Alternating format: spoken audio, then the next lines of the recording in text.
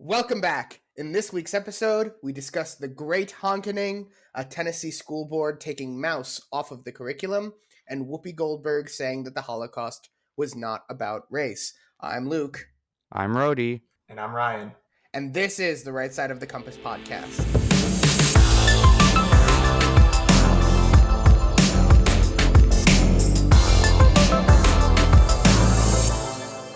All right, fellas, how we doing today? How we doing?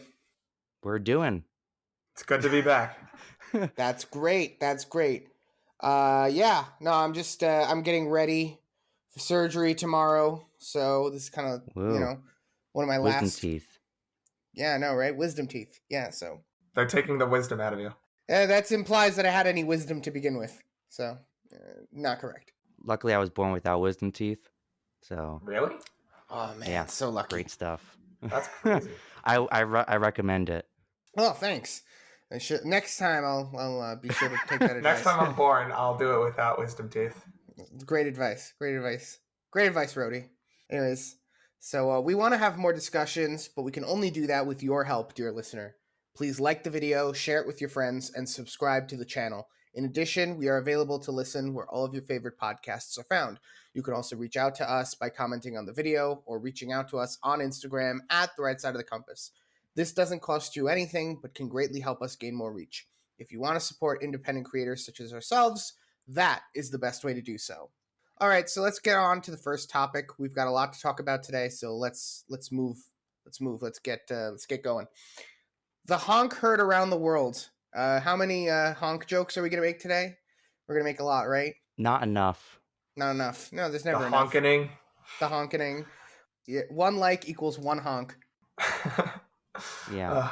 Yeah. So honk those like buttons. Yeah, just honk your horn. Honk your horn.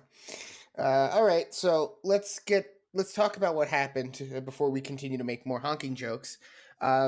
So basically what happened is a bunch of truckers in Canada, they decided, we're not going to do this anymore. So they just take their trucks and drive them all the way to Ottawa, and they start honking their horns and causing gridlock in Canada.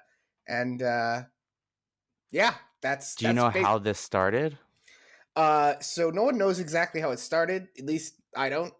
From what I understand, it's just kind of like it just kind of happened. A bunch of truckers were like, "Screw this!" So they went to Canada's capital, Ottawa, and started making a lot of noise, if you will. Well, I'm thinking, is there like a trucker WhatsApp group or that like they're all just a part of? I mean, how many truckers are in Canada?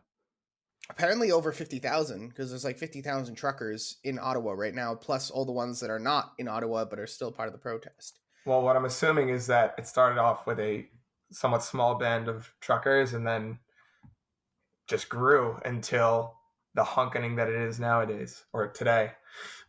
Do you think they have like a Morse code, like with their honks? Well, they have ham radios, so That's true.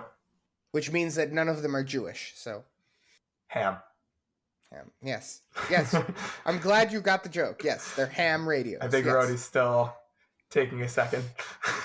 He's like ham radios. Ham. As in ham. Jews. Yeah, whatever, if he doesn't get it. Ham, like the meat. Yeah. Okay, and it's not. I got it. A trucker's radio is called a ham radio. Oh, they typically have ham radios, so it's a double entendre. It's the lowest form of comedy. I got it. Get it? Because it's ham? Get it, Rody? We're all on the same page. Okay, good. Get it? Okay, good. All right.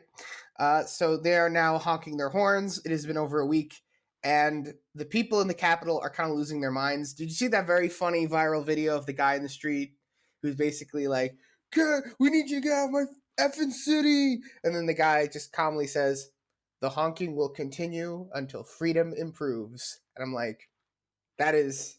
You know what meme that is? That's like the crying guy meme. Like, no, you can't just honk your horn and change the vaccine mandate. He's like, honk, honk.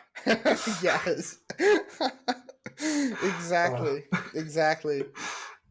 Yeah, so the workers of the world have decided to unite, and it's not going the way that the socialists thought it would go. Needless to say. Yeah, needless to say. It is working. Did they announce that anything would be changing? Like, any of the mandates? Yes. So most notably, we're going to start off with Quebec. Quebec decided to not go through with its tax on the unvaccinated. That's a big deal because they were going to tax the crap out of anyone who was not going to be vaccinated, and they dropped it for quote unquote community cohesion. But we all know why they really dropped it, because of the honkening. And Alberta decided to get rid of its vaccine mandates, its COVID restrictions. Saskatchewan, I think that's how you pronounce it. I'm probably wrong, but I don't know how to pronounce made-up names of made-up places. Yeah, no, I So think that it's great because it really shows the power of, the people when they come together and, power of protest, essentially. right, but this is not just a regular protest. This is a beautiful protest, and there's a very simple reason why it's beautiful. It's that none of what they're doing is illegal, and there's nothing they can do about it, which is to say that if 50,000 truckers decide to just park their trucks in the streets of Ottawa and just shut down the city, right? Who's going to tow them? The tow truck companies are not going to tow them because the tow truck companies work with the people who own the trucks, Right. and they're just not going to do it, right? Because they're going to lose all their customers. The army can't do it because how do you get rid of like essentially an army of truckers? You shoot them? Still need to move their trucks, right? So and what do you tell them? Get out of the tow out you're gonna need a tank to tow out the trucks. right, but the armies are typically made of more conservative people. I don't think everyone in the army is conservative, Yeah. but I doubt that you're going to get enough people in the army who are going to be willing to just flat out get rid of the truckers.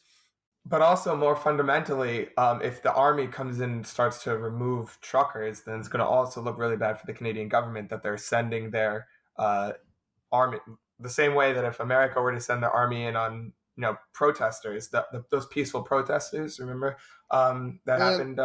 They're actually peaceful. They're not mostly peaceful. No, these are actually peaceful. I'm talking about the peaceful protests that were burning the country down almost a year and a half ago. More than a year and a half ago. That's a while ago. Everyone was saying that if the army can't go in because that looks bad for Trump, because then it looks like he's a fascist. So I guess now their own logic is working against them. They can't send the army in to stop these truckers unless they call them Nazis, which is what they're doing. Well, that's not even the biggest deal. Like, I don't think that's even the biggest problem. I forget who said this, but I heard this on the Timcast IRL. Like, regular people think of strategy, intelligent people think about logistics, and you could tell that these people have thought of logistics. Just moving 50,000 trucks out of Ottawa is a logistical nightmare, and it's just you can't do it. And like, what are you going to do? Kill all the truckers? Well, first of all, you need to move all their trucks, and second of all, who's going to move your food?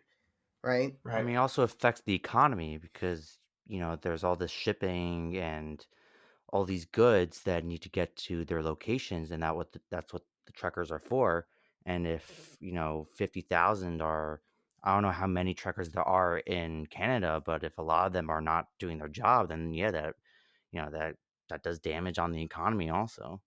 Right. So that's what's interesting, because I think in a tweet they said that they have 2 to 4 years worth of money behind them, so they're there to stay.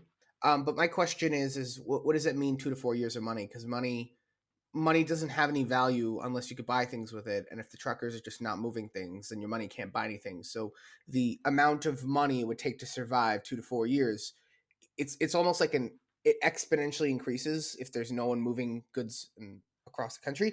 So I am curious about that. But just in general, like the logistical nightmare of moving these trucks out, and even like, let's say you get the police to just say, oh, you need to move your truck, right? They could just say like, oh, I'm trying to move my truck, but that guy's not moving his truck, right? You can't do it. It's a big problem. Community of truckers works together to not do anything. It's great. I know, it's great. But Canada is not the only place with a trucker strike now. So apparently the Netherlands, they have one. In the United States, they're trying to organize one. Facebook just shut down the Trucker Convoy, the US version. They shut down their Facebook group. So we'll see. It's probably going to happen. I don't know which one would be better, if they would go to New York or they would go to Washington, D.C. Like, what would be better? Like, what would be more effective? Don't go to New York because I live here and I don't want to deal with the traffic. So just go back to your parents, you idiot. Luke, you're thinking too close-minded. Go to both. Go to both New York and to DC. No, but also, like, I would eat ramen out of a cup for a month if it meant that I got my freedom back at the end of it. You know what I mean? Like, I don't care if they're making noise. Like, I get it. I don't want to be, if they shut down Jerusalem for a trucker protest because of the vaccine mandates and all this stuff, I would be very happy. Like, I don't care about the noise. It's the little things, right? And you could see the reaction on the internet. Like, the people in Ottawa, they're like, "Oh my God, the honking!" Because I think the power of memes has made this more than just a protest. It's made it into a meme. It's evolved. It used to be that when you protested, it was like signs and stuff. Now they found a smart way to do it, which was the stupidest way to do it, which is just make it into a meme. Exactly. It's brilliant. And what's great about making it into a meme is that it becomes part of culture, and by making it part of culture, it's kind of like here to stay. Right. Exactly. Right. I think it's important at a time like this to remind everyone about the sage words of Alexandria Ocasio-Cortez, who said that protests are supposed to make you feel uncomfortable. So, So, yeah, it's not... I agree, Alexandria Ocasio-Cortez. I think protests should be about making people feel uncomfortable. So if you are in Ottawa right now and you are upset that the truckers are making you feel uncomfortable, in the words of Alexandria Ocasio-Cortez, that's the entire point. So. Point. And also what I find interesting is just kind of what we were saying before about how they're trying to smear this campaign is like far right. I think he said Trudeau said it's a fringe minority of far right activists coming. And, look at all those Nazi truckers.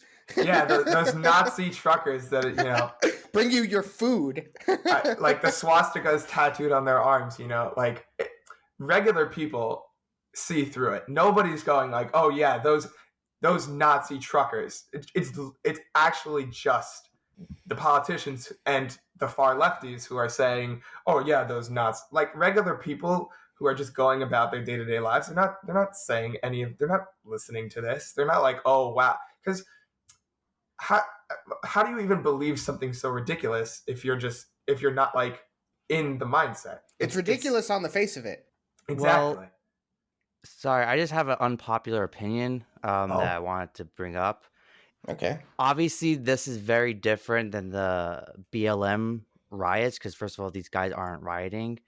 But I find it a little bit, I wouldn't say hypocritical, but I definitely agree. It's not like it's not white supremacy. It's not Nazi people, because it might be like one or two people there that's like waving a flag or a Confederate flag who like that might even be fake because like they're in Canada. So like who's dumb enough to wave a Confederate flag in Canada? The North shall rise again, eh? Like during the BLM riots, like that was the reason why they said it was mostly peaceful, because majority of people were not rioting, but there were people that were rioting. And then the right accused them of being violent, but that wasn't the majority of people. So do you think it's fair that the right, that we're now essentially doing the same thing and saying, hey, it isn't about, I'm not saying it is about, it definitely is not about white supremacy or any of that, but it's the same concept of that the minority is doing something and is being blamed for the majority. Well, so I think in terms of the reason why it's different, at least from my perspective, is that it's a very different ratio. If I haven't heard of any stories of truckers waving Nazi flags or doing anything, is this something that's been found that there were truckers waving Nazi flags? There was like one guy. There was one guy, but we don't even. So know if one guy does not a Nazi protest make. Versus if you were to look at the BLM riots, it was the most perfect summation of why that could be considered more of a riot as opposed to a protest is when this, I believe it was CNN, they had the guy reporting, and just behind him, everything was on fire. Just actually everything was mostly on fire. peaceful. Mostly peaceful, and there's actually a raging bonfire behind him. So it's not like it's one guy you take a picture of, oh, it's a Nazi protest. This was even if it wasn't a majority, there was a significant ratio of people going out and burning buildings, whether it was for BLM because they're selfish and they just wanted to use the opportunity to get stuff. The point is that the ratio was a lot larger, and therefore, at least to me, someone who's on the outside looking in, it seems less credible to call this a Nazi protest as opposed to the BLM riots, which were more of a, yeah. So in terms of the elite, what are the elite going to do to prevent this from happening again? I saw really two good takes. The first take is obviously going to be like, come on, guys, we need to get those self-driving trucks on the road, right? Because if there are no truckers to drive the trucks, then the truckers, they can't protest. But I also saw something a little different, and which is that basically you might see in the future that they're going to start the consolidation of truck ownership. I didn't know this. Apparently, a lot of truckers actually own the trucks they drive. Oh, do they? Yeah, they do. Like if you're a truck driver, you have private ownership of your truck. It's not owned by a truck company. So what they when might you come back home, you're like, hey, honey, here's my 18-wheeler. I'm home. Or they park it. No, they may pay for a parking spot. You don't know, but it's their truck. Yeah. So, so what we might see is that they'll start making it so that there are trucking companies that own the trucks, and therefore then the government has more leverage. So that might happen as well. I'll ask on that. Would that work? Like, how would you convince truckers to give up? It's not about convincing it. It's that if it's voted, like if the Canadian Parliament decides that you can't own an 18-wheeler anymore because it's an assault, it's an assault truck, right? Because if you own a car, that's like a regular gun, but if you own a truck, that's like an assault rifle, so you can't own it. So they might do that. Yeah. But here's the thing. So there was a GoFundMe for the truckers, and of course they decided at GoFundMe to say that they're not going to give the money to the truckers. And so in typical Ron DeSantis fashion, Ron DeSantis is going to go after GoFundMe, which is, of course, GoFundMe, Ron DeSantis for the win. Absolutely. Wait, so they decided not to, they didn't like what the truckers were doing, so they decided to just take it down. Yeah. Essentially. Yeah, they were told by the Canadian government that the truckers are a bunch of Nazis, white supremacists, whatever. And so they said, we're not going to allow you to raise money for them. And so Ron DeSantis was like, yeah, you're not doing that. I'm going to investigate the crap out of you. And so we're going to see what happens with that. If you want to give to the truckers now, is a different alternative site called Give, Send, Go. They have a trucker page. In a day, they raised $2 million. One day they raised $2 million. Wow. So, do with if they ever want to donate to the Rody Foundation, I accept checks and cash also. Okay, Rody, you can sell your OnlyFans later, okay? Oh. Ooh, that was a mighty shots burn. Fired. It was shots fired. Okay. So topic number 2, we're going to talk about the controversy that happened in Tennessee. So let's get down to it. Okay, so Ryan, do you want to talk about the story? So from my understanding, the School Board of Tennessee decided that they would take the graphic novel Mouse off of the middle school curriculum. And I never read this book or saw this graphic novel when I was in middle school, but apparently it depicts nudity and a lot of blood and gore, and there's cursing, from my understanding. So they took it off the curriculum because middle schoolers should not be looking at this stuff. And needless to say, lefties lost their minds because how dare you not let the children look at nude bodies, or I don't know. No, basically what happened with that is they were saying like it's censorship because they don't want to talk about the Holocaust, whatever. The school board said they would replace it with another book about the Holocaust. So, and the book's still like they're available. not even getting rid of the curriculum. It's just that particular book. Yeah, the it's graphic just that novel, particular book. Yeah. which depicts nudity and stuff that you wouldn't want to be showing your child. So yeah, that's really the long and short of it. I mean, I want to point out that, like, it's ironic to me that these people are saying it's censorship, because it's very obvious to me that anyone who says censorship needs to read more, because if they actually read the article, they'd know that it wasn't censorship. So I don't think these people should be allowed to talk about censorship, because they obviously don't know how to read.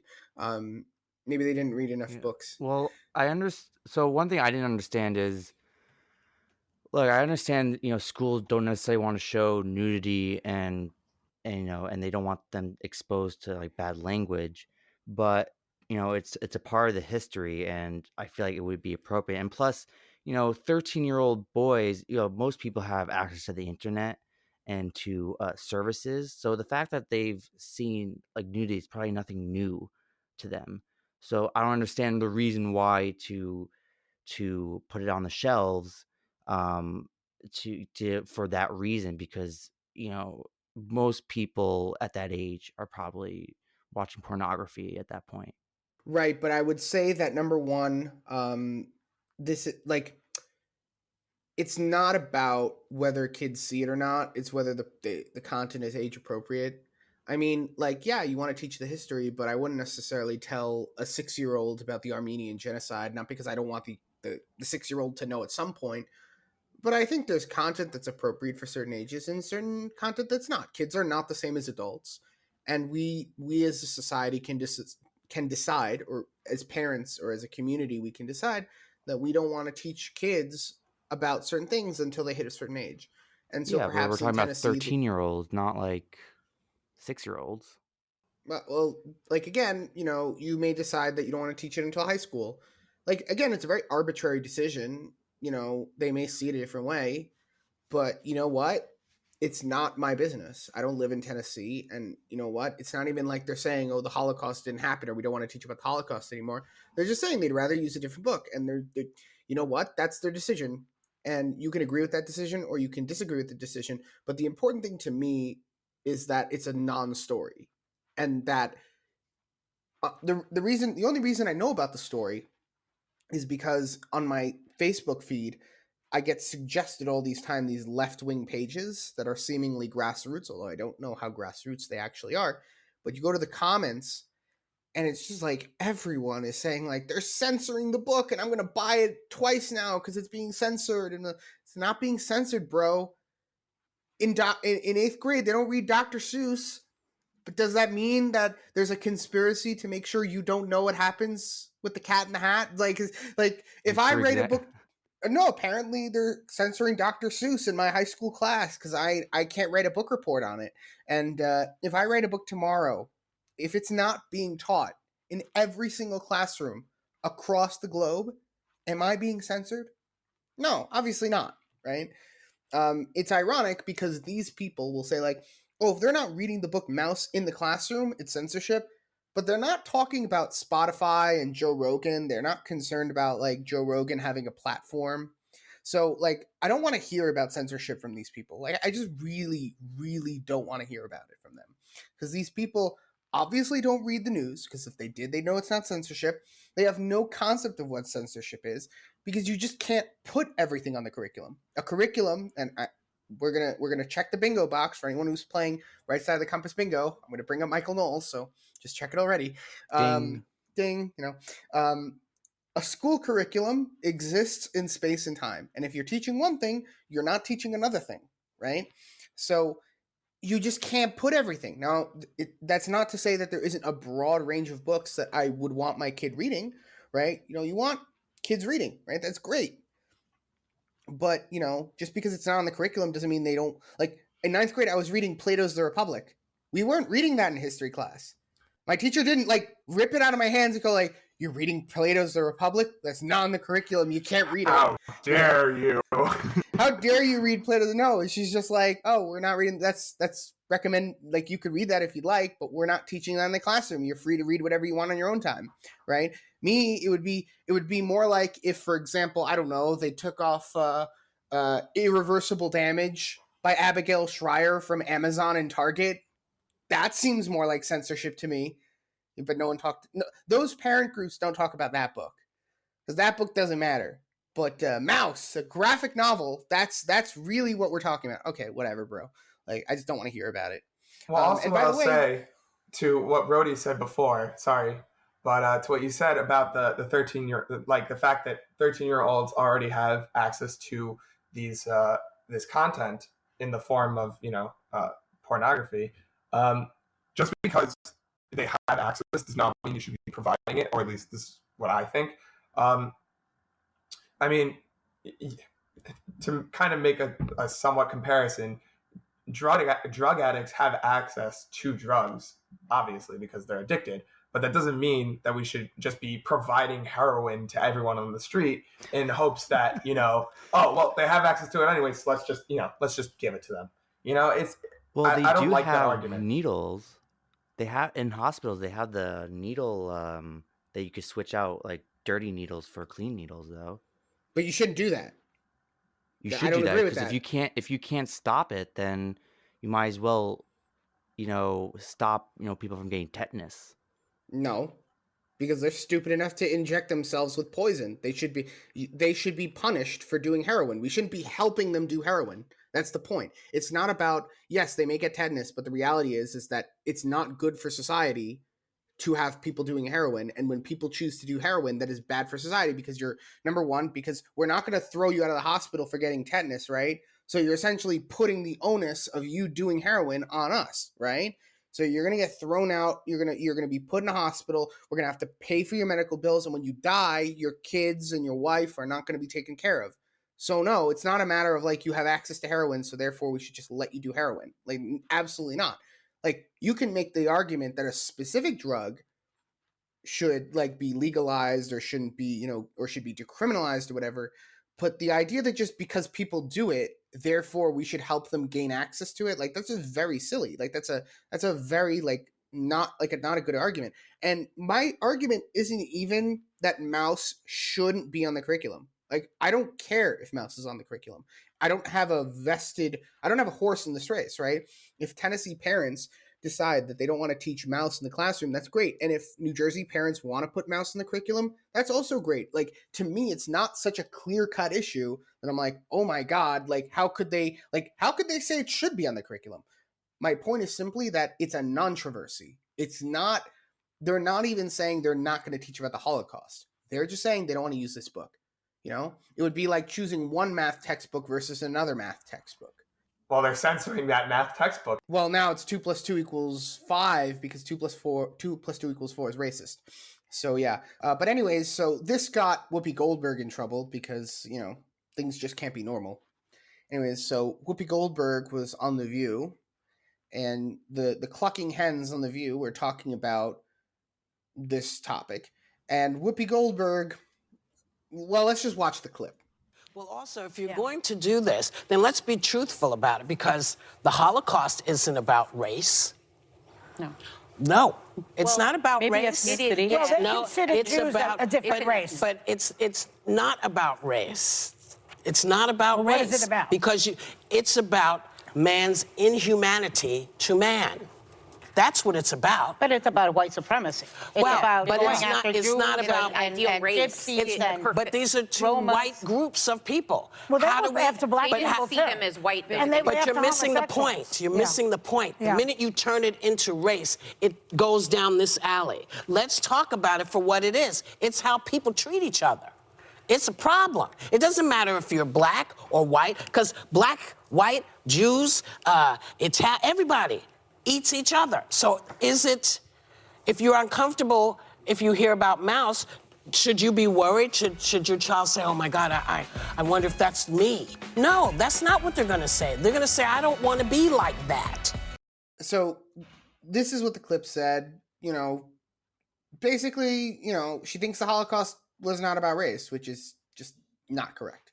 It's just, it's as not correct as, you could say 2 + 2 = 5 is as incorrect as the Holocaust wasn't about the race. It's just categorically, it's the opposite of correct. It's incorrect. It's not even partially correct. It's just flat out incorrect. and for a variety of reasons, actually. It's very, very complicated why she's wrong. But I think it's important to point out that Americans don't quite get this many times. Americans have this very basic view of race because they were raised in America and they have a certain history, which, in America, that's the way they understand race. But when you leave the United States and you go to other countries, you go to Europe, you go to Asia, you go to anywhere, they have a much more nuanced view of race, which includes things like ethnicity and culture and things like that. So I when I was in the Army, there were people from Russia and Ukraine and Georgia and Armenia and this one, that one. They could all tell the difference between each other. It was very obvious who was from who. And I couldn't tell, but they just know. They could smell it on you almost. They know exactly where you're from. Yeah, it's similar to us from the West don't know the differences in Asians between China, Korea, and Japan. But I've heard that they themselves know the differences within their own culture also. Yeah.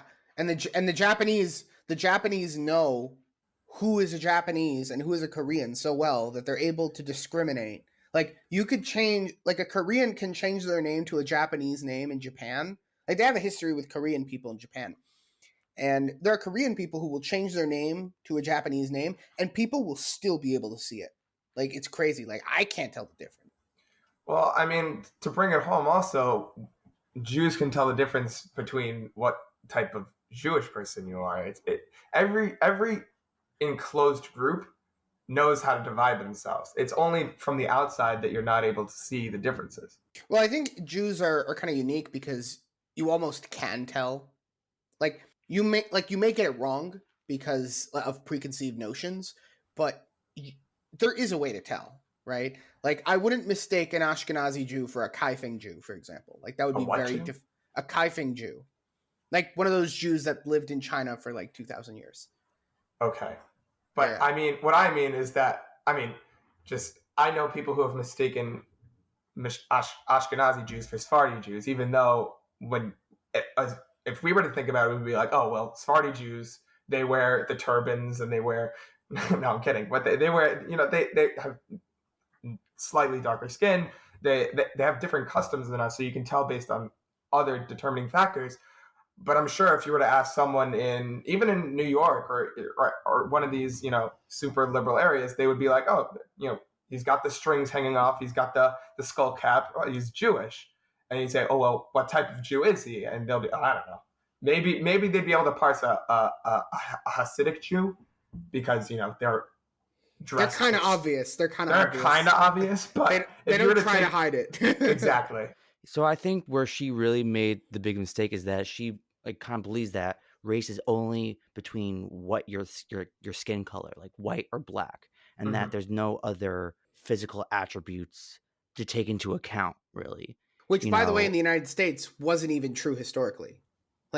There were groups of people from Europe who were not considered white for the purposes of white and black.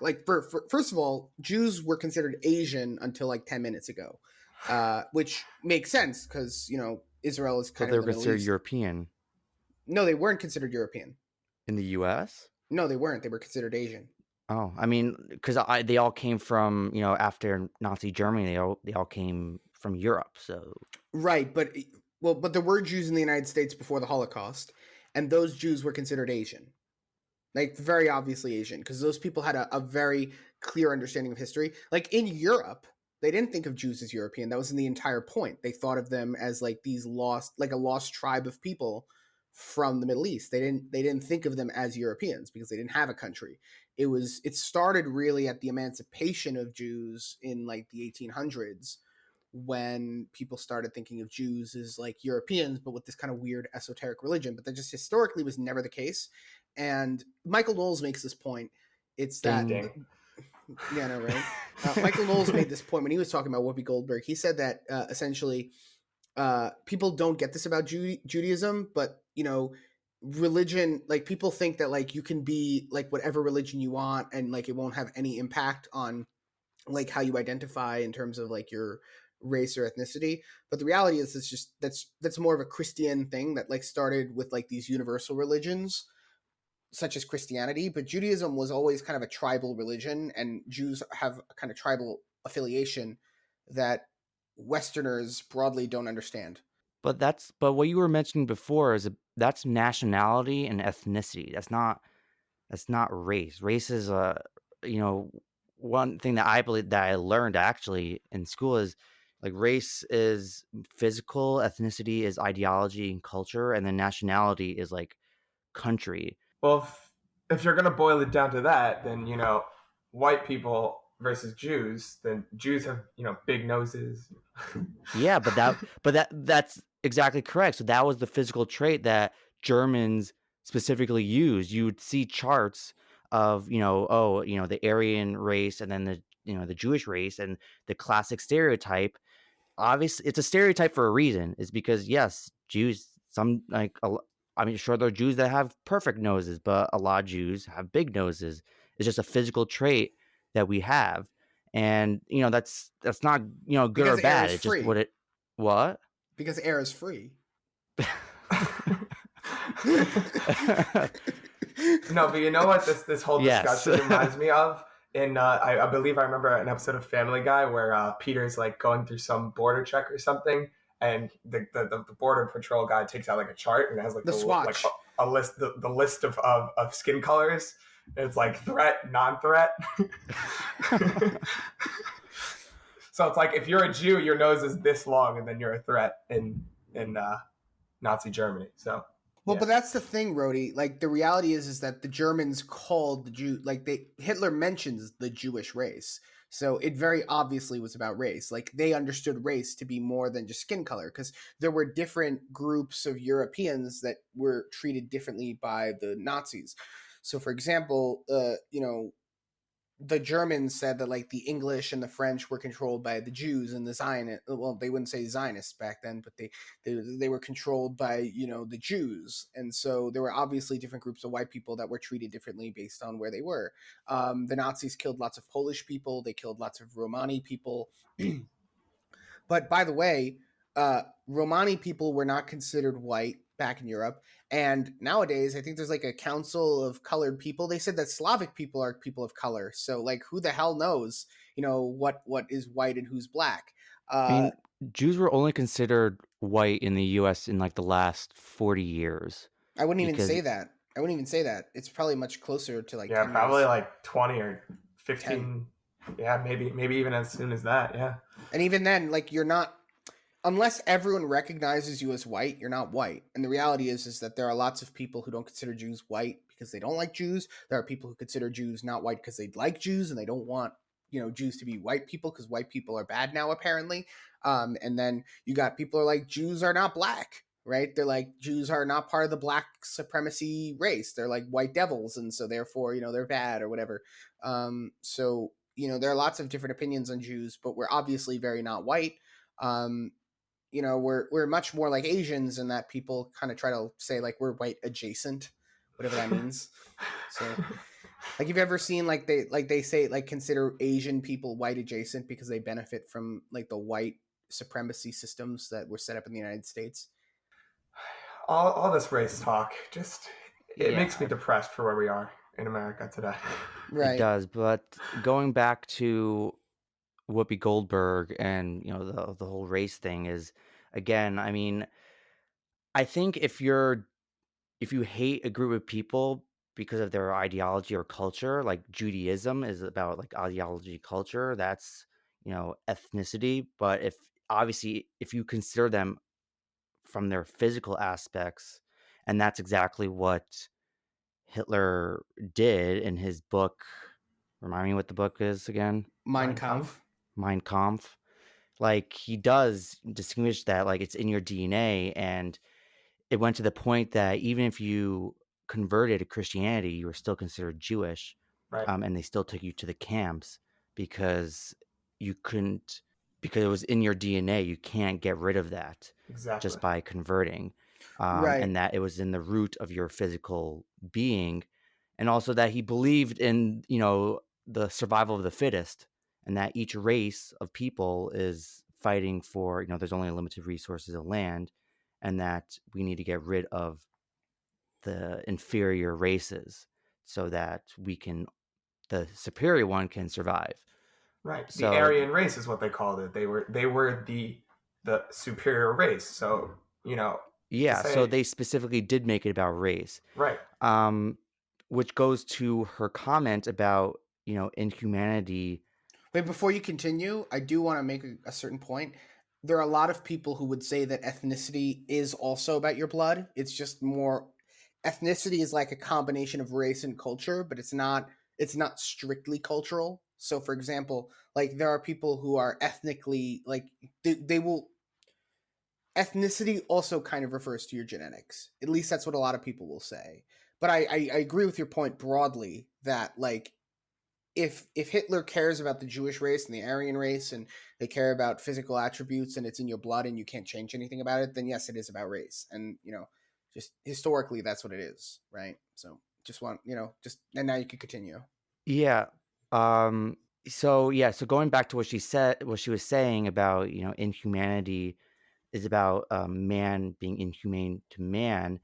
So I don't think obviously she's not wrong about that. I mean, it's terrible. It is man being bad to man, but she just didn't complete the story. That's kind of like what I'm taking from it, is that like, it's kind of like, yes, the Holocaust is, man being, inhumane to man. And but then the justification is because of race. So it's kind of like in a building, like you have the foundation and then you have the building.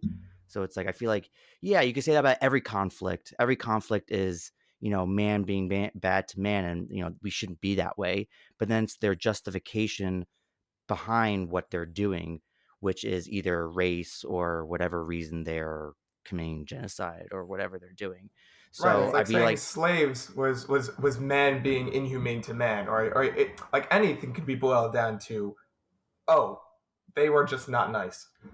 You have to look for the foundation, as you were saying, as to why they're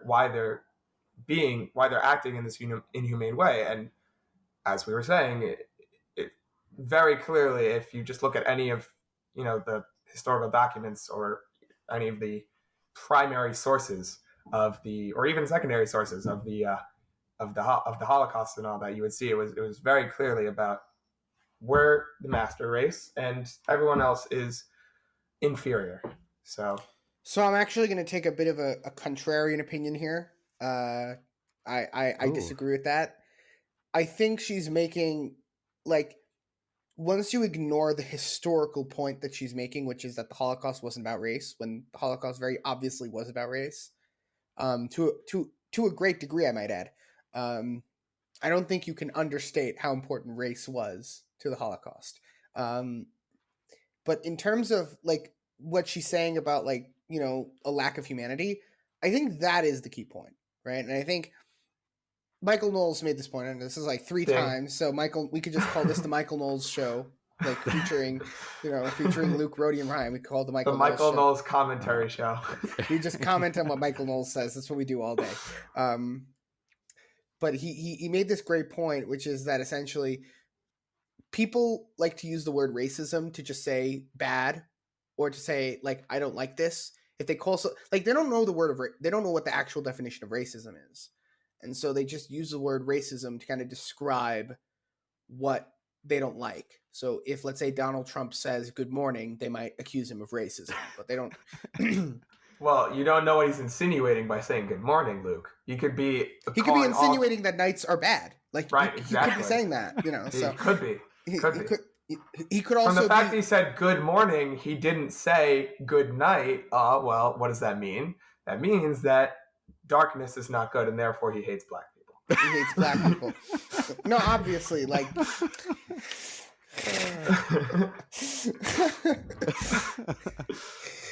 So the CDC says that mornings are inherently bad, so you shouldn't wish people good morning. The CDC says. That's what they said. The CDC said that. Dr. Fauci said that, so you shouldn't wish people good morning, because mornings are 15 reasons why mornings are racist according to BuzzFeed. Anyways, but I guess he kind of makes a point that's like, we don't know how to talk about sin. We don't know how to talk about bad things anymore. We just kind of just throw the label racist at everything and kind of hope it sticks. And she makes like a very good point, right? Which is that it is really about man's inhumanity to other man, and that's what a lot of these conflicts are, right? Not just, So I'm always curious. Like she obviously doesn't. Michael Knowles also made this point, right? I'm essentially just saying Michael Knowles' point. If you explain to her why she was correct, she probably wouldn't understand anything what you're talking about. Like she wouldn't get it, right? But at the same time, she made a very conservative point, and I think conservatives should kind of think about it. That talking about race all the time is not only is it not good for us, it's also just not useful, right? Because there are things that are bad that are not racism, for the same reason that like there's a lot of these like kind of like gotcha conservatives that are like, Antifa says they're anti-fascist, but they're the real fascists, right, guys? Zinger, right? But they're not actually fascist, because fascism has a definition, and it describes a political ideology that concerns like the state and has kind of ethnic and undertones. So Antifa, they're obviously not fascist, right? They're communists, they're anarchists, right? But they're not fascist. And Michael Knowles talks about it in his book, Speechless, Controlling Words, Controlling Minds, blah, blah, blah. I just made the plug again. Ding. We should start charging him royalties at some point. When we start charging the man royalties. Rody's kind of rolling his eyes. No, but like the reason I'm quoting him is because he's not wrong in that we've gotten used to just saying everything I don't like is Nazism, right? Like we make that joke about the left, like everyone I don't like on the internet is Hitler. Everything I don't like on the internet is Nazism, right? But the right is guilty of that too, right? And so, yes, we should be able to just say like, ultimately the Holocaust was about our lack of humanity. And anyone who studied the Holocaust knows that there wasn't a lack of humanity in the Holocaust. I think everyone who studied it knows there wasn't a lack of humanity. Yeah, I was just thinking that. Hold on. Give me a second. Think about it. Take a second. Take a second. So there was humanity. Okay. No, there wasn't a lack of humanity. There wasn't a lack of humanity. Triple negative. Deal with it. Deal with it. So there was a lack of humanity? Yes. Oh my. Luke, you gotta keep it to one negative maximum here. I'll even take 2, but 3 is just hope. There wasn't a lack of inhumanity in the Holocaust. Let's say it that way. That's even worse. There wasn't a lack of inhumanity in the Holocaust. Okay, let's just keep going. Okay.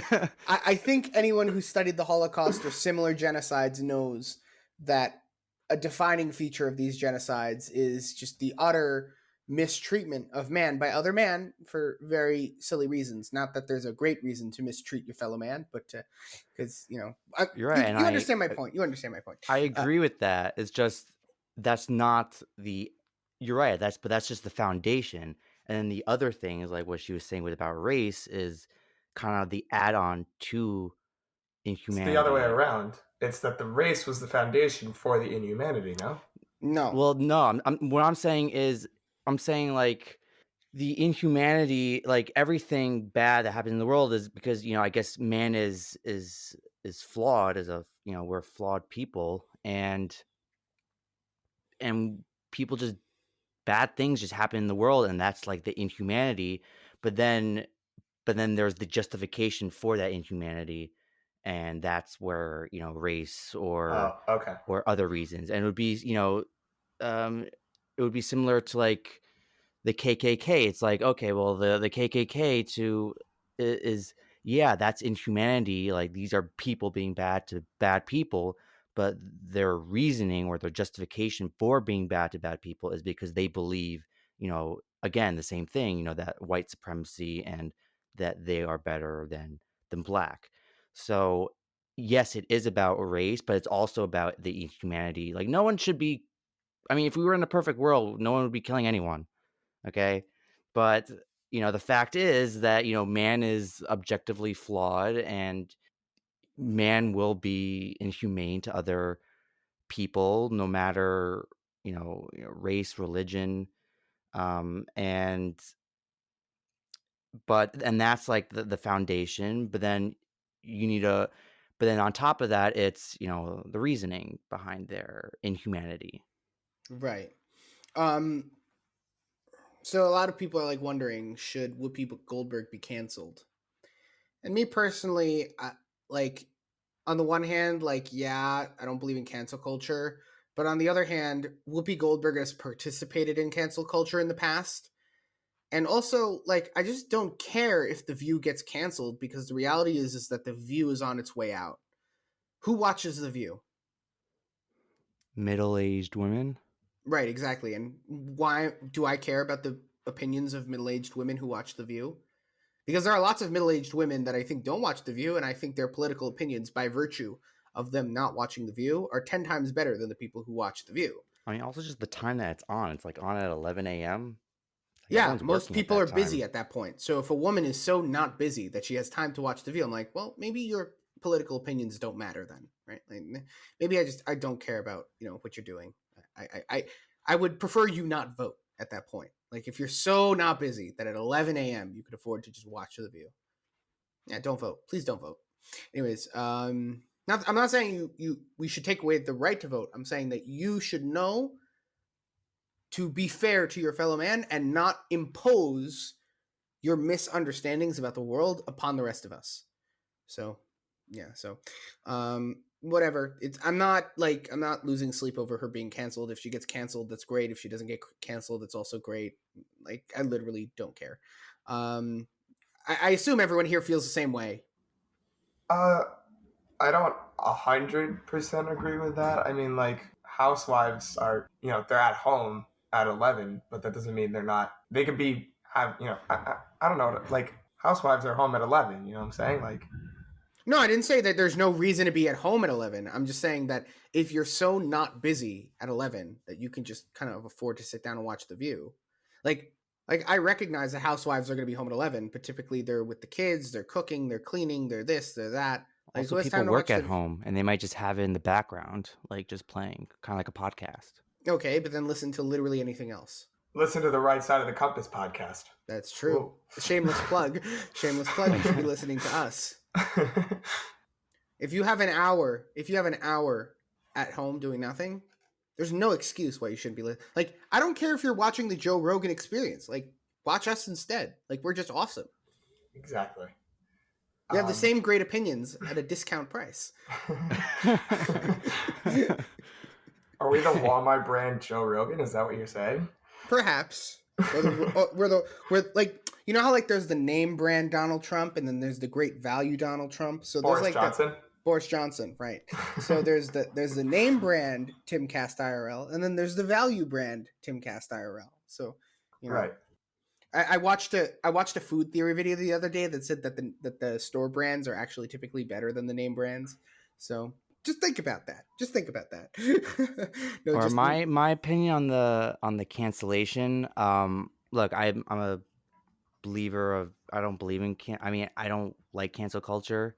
I don't think people on the right should be canceled and people on the left shouldn't be canceled. I believe in people's freedom to say their opinion, and no one should lose their job over those opinions. But at the same time, I think the Views have like accused people of of their opinions and then saying that they should be canceled. So I think it comes down to also if you're willing to give it, you should be able to take it.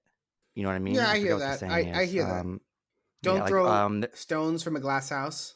Yeah, or like if you're willing to kill, you should be prepared to be killed, kind of thing. Yeah, of course. So, well, I'll take the contrarian opinion this time. Actually, yeah. I actually, as a general rule, like you've both been saying, I don't think that we should just be canceling people left and right. However, I think as a society, the problem that we've been dealing with is that we've been canceling things that don't need to be canceled. The fact that women are women and men are men is not something that needs to be canceled. We should not be allowing, though, on the other hand, things like, Nazism. You can think it, but that shouldn't be an accepted opinion. What I think, unfortunately, has been happening is that the left has taken over the discourse, and they've been saying, "Oh yeah, there's no way that men are men and women are women, and that's just a perfectly sound, opinion. We have to say that women are men and men are women, and we have to say that killing a baby at 9 months is perfectly normal, and that's fine." That's dangerous, in a word. It's really, like, I know they use that to describe the right's opinions, but there really is danger in what they say. So the fact that we've kind of, and this is, Luke, I'm about to pull you, as Michael Knoll says. This is the fact that, as a broad stroke, the right has kind of taken on the opinion of, oh, cancellation is bad, and therefore we shouldn't cancel anyone. I don't particularly agree with, because even though cancellation take on this bad meaning of the free market will parse out the bad ideas, there needs to be, like, we need to parse out the ideas and then do something about it. You can't just leave the bad ideas in the discourse. You have to take them out. Well, that's just what Michael... Well, you might as well have just said, like, read Speechless by Michael Knowles, and right, that would have been the same thing.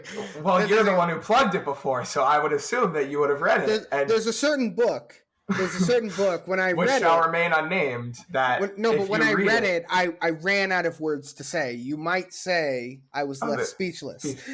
You might say. Anyways, no, I agree with you, but just on this point, I don't care if Whoopi gets canceled or not. Like, it's not, like, I don't think what she said was so egregious that she needs to be canceled, but if she does get canceled, like, I'm cool with that too. I mean, when people say that, I don't think they should be canceled for it. Like, you should say, hey, you are incorrect, and then educate her on why she was why she's incorrect. And I think that agree, should be but fine my enough. issue is that I agree with you. That's typically how you want to do things. And if your non-Jewish friend says something stupid about the Holocaust, perhaps accusing them of racism is not the best idea, even just tactically. Yeah, and they would do idea. the same thing if I said something, and wrong. They would, people would say the same thing, and I would want them to correct me if I am wrong.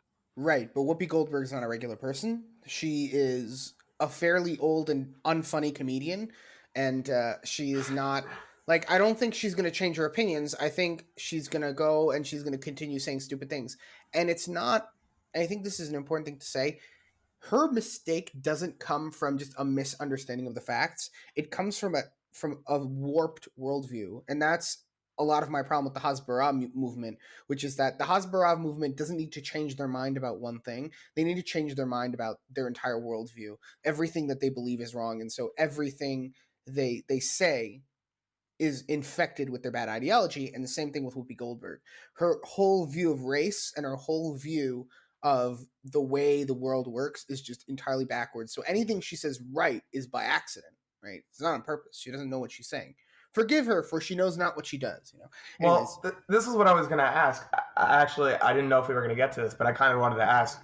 Do you think that when she said that the Holocaust was a man being inhumane to men, do you think that was purely because she was like, oh, like she wasn't educated onto the Holocaust? Or do you think that's because she's, like, trying to paint this idea that man is the source of like, white man is the source of all evil in the world, and they're the bad, like, is she doing it because she made a historical error, or is she doing it because her worldview is white man bad, therefore all evil in the world is white man? I think she was just trying to put black people on, like, the Oppression Olympics. Because essentially, like, the problem with Oppression Olympics is that you're constantly tearing down other groups and you're constantly comparing this atrocity to that atrocity, not based on how grievous the atrocity was, but based on whether you think that the group that has a grievance is somehow more deserving of sympathy or less deserving of sympathy. And so what she wanted to do is she wanted to say like, no, when black people get discriminated against, it's racism, but when Jewish people, it's just two like white people. And I think when it's white on white, it's man, it's inhumanity and man on man. But when it's just the color of your skin, when it's just man against black people, then right. So it then wasn't that's a race. historical error, is what right. you're It's both not a saying. historical It's not error. That's why I'm like okay with canceling her, because it's not that she got something wrong, right? You get something wrong, we can educate you, but she's not wrong because of the facts. She's wrong because her worldview is backwards. Her worldview is intolerable. That's my problem with what she said. It demonstrates that she has this worldview that's wrong. And like, I only saw like a couple of people pointing this out. It's like, does it make the Holocaust any less good or any less egregious rather that it was white on white? Like, let's suppose for a second that Jews are 100% white people, which they're not, but let's say they're 100% white people in every single category and every single way of thinking about it. 6 million Jews died because there was a guy who thought that Jews had no right to live. I don't see how that makes it any better than like, right. Does it make it like if Jews were black skinned, it wouldn't be any worse. And I don't see how like, I don't really care. And like, that's what bothers me. It's like, okay, so if there are black slaves, that's racism. But when, like 6 million Jews died, it's not racism. Okay, who cares? Well, also, Jews were put into concentration camps. So in a way, they were kind of like, I don't know if I can make this comparison, but they were used for labor. I don't want to say they were slaves, but they were used for labor. It's not like they weren't. It's not that they were just on the street and you were shot, which did happen, but it's well documented that Jews were taken into camps and they were used to, basically, they were forced manual labor. And so to say like, oh, because black slaves are black versus Jewish, forced labor, they're white, it's different. It doesn't really hold up in a court of law. I don't view those atrocities as comparable, not as one is worse and one's better, but rather just because everyone has their own separate atrocities. There's two separate atrocities. There's no reason to compare them. They both shouldn't have happened, right? So I don't see a purpose in saying like, this is racism. Who cares? Any group of people oppressing another group of people is just wrong. I don't have to describe it as racism. But anyways, before we go, I would like to say a quick message from me and me alone. I'm going to be off the show for a week, 2 weeks, whatever it is. I'm getting my wisdom teeth taken out, as I said at the beginning of the podcast. And so I'm not really going to have anything to say about anything. Like, I'm going to have no control over about what's said on the podcast for the next couple of weeks. But I do want to point out something, because to me, it's so important that I don't want to not say anything. I want to be on the record when I say this. It is of my opinion that by the time I come back on the show, Joe Rogan will have been officially thrown off of Spotify. Perhaps it will happen by the time this episode goes up. And the reason for that is simple. Joe Rogan caved to the mob. That is the simple reason it happened. It didn't need to happen. Joe Rogan could have just dug his heels in, and he could have said nothing, and he could have, just told the mob to suck it. But he didn't do that. He started saying, oh, I'm going to put, I'm going to let Spotify put warning labels on my episodes, and I'm going to start, bringing on more experts from the other side. He started, equivocating, and he started being conciliatory, and it didn't work. And so now they took off over 100 episodes of the Joe Rogan Experience from Spotify. And listen, they will come after you at some point, whether it's because you said an off-color joke at work, or because you listened to the wrong podcast, or you said something 10 years ago that's now not politically correct. You don't owe the mob an apology. You don't owe the mob an apology. I can't guarantee you that you won't get canceled, because whether you get canceled or not, it's really up to luck. But what I will guarantee you is that the minute you say you're sorry to these people, you lose. You will get canceled, right? I'm not saying you should never apologize. If you do something wrong to your fellow man, go up to him and say, you're sorry. It was the second human story in the Bible. The first human story is Adam names all the animals, and then he realizes he's lonely, so God creates for him a mate. And then the second human story is that him and his mate, they screw up, they eat from the tree of knowledge between good and evil, and then they're thrown out of the Garden of Eden, but then they apologize for it. They repent, and then God redeems them. That's the second human story in the Bible. So we need forgiveness, right? We need that aspect of society. The woke mob, you didn't do anything to them. They have no right to be demanding an apology from you, and they don't believe in forgiveness. So apologizing to them at all is not a good idea. Not a good idea. Don't do it. And if you're going to get canceled, and that's not up to you anymore, right? If they decide to go after you and they decide to cancel you, you can't choose whether you keep your job. You can't choose whether you get to keep your house. You can't choose whether you keep your bank account or your family or whatever it is. But you do get to choose if you keep your dignity. And groveling before the woke mob is how you lose your dignity. When the woke mob comes after you, and I know they're going to come after me one day. It may not be today, may not be tomorrow, will be eventually. They'll come after me. The only message I have for them is that I'm not apologizing to you.